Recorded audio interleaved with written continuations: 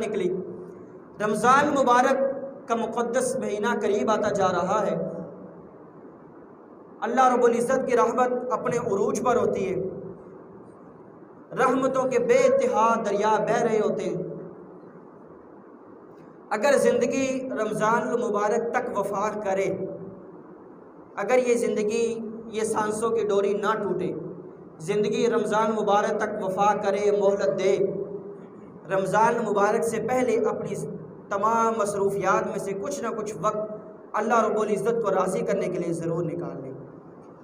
اچھا، یہاں پر ایک اور چیز یاد رکھیں، رمضان مبارک کا مہینہ آتا ہے یا ربیع الاول شریف کا مہینہ آتا ہے، ایک غلط فہمی لوگوں کے اندر پھیل جاتی ہے۔ غلط فہمی کہہ لیں یا غلط تحریر کہہ لیں۔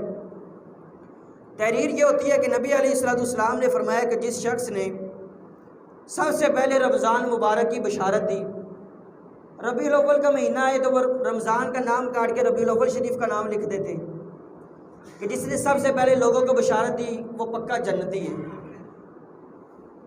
یہ 1442 سالہ حدیث کے ذخیرے میں ابھی تک یہ روایت ملی نہیں ہے کہ یہ کس کتاب میں یہ روایت ہے کہ نبی علیہ السلام نے فرمایا ہو۔ آپ ذرا غور فرمائیں کہ ہمارے جنت اور دوزخ ہونے کا فیصلہ یہ چیز کریں گے کہ یا رمضان آ رہا ہے۔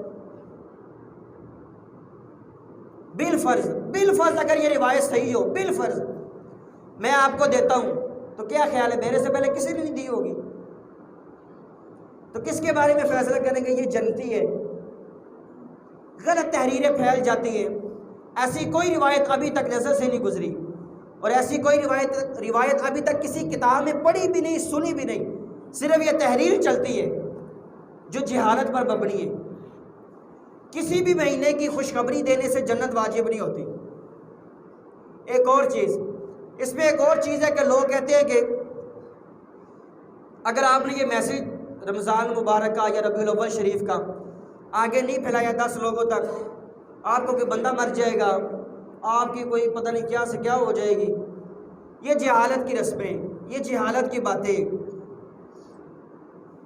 مجھے پچھلے دنوں اس طرح کا ایک میسیج آیا تھا، تحریر آئی تھی کہ کسی بندے کو نبی علیہ السلام کی زیارت ہوئی، یہ فرمایا وہ فرمایا۔ نبی علیہ السلام نے فرمایا جس بندے نے یہ میرا پیغام آگے تک نہ پہنچایا نا، اس کا کوئی بندہ مر جائے گا۔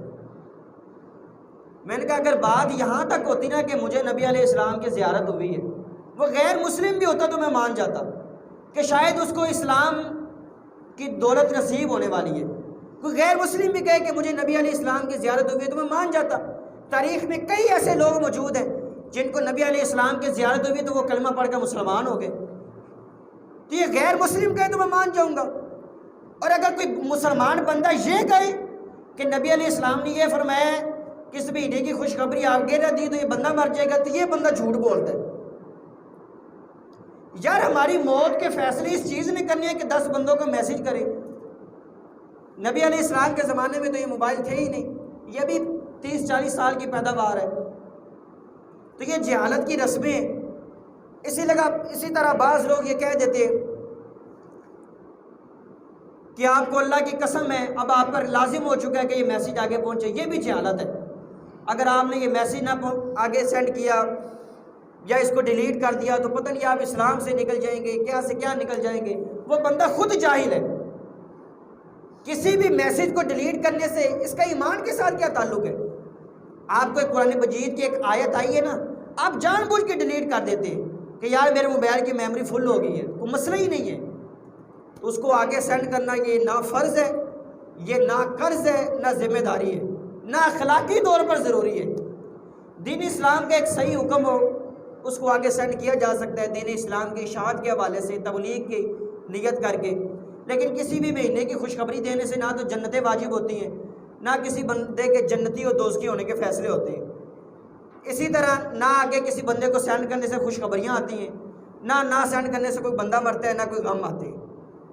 تو یہ جہالت پھیلتی جا رہی ہے۔ ان کے سد باب کے لیے اگر آپ تک کوئی ایسی تحریر پہنچے اس کو فوری طور پر ڈیلیٹ کر دیں۔ مسئلہ اس بارے میں صحیح کیا ہے وہ آپ کو سمجھ آ چکا ہے، اس کی اصلاح کر دیں۔ اصلاح کی نیت سے بندہ ضد کرتا ہے تو اس کو چھوڑ دیں، کیونکہ علماء نے فرمایا نا، بے علم کو یعنی جو اس کا اہل ہی نہیں ہے. ایک بندہ ہے کہ سیدھا سادہ بندہ ہے، اس کو بندہ سمجھا دیتا ہے کہ یار یہ مسئلہ اس طرح، وہ سمجھ جاتا ہے. اور ایک بندہ یہ ہے کہ وہ بلا وجہ کے آگے سے ضد کرے گا. جس طرح کہ آج ایک بندے کو میں نے سمجھایا، میں نے کہا یار یہ مسئلے عام لوگوں میں بیان کرنے والے نہیں ہوتے.